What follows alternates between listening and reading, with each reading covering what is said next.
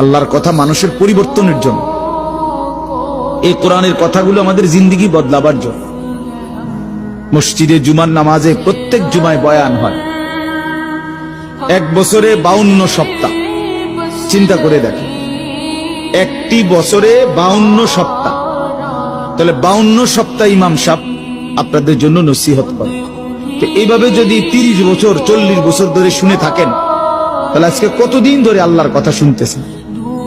বছরে 52, তো এভাবে 40 বছর, এভাবে 30 বছর, এভাবে 50 বছর। অথচ এত লম্বা সময় আল্লাহর কথা শুনবার পরেও এখনো মিথ্যা বলা ছাড়তে পারলেন না।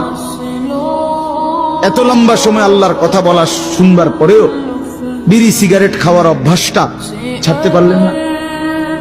এত লম্বা সময় আল্লাহর কথা শুনবার পরেও চা দোকানের আড্ডা বন্ধ করতে পারলেন না।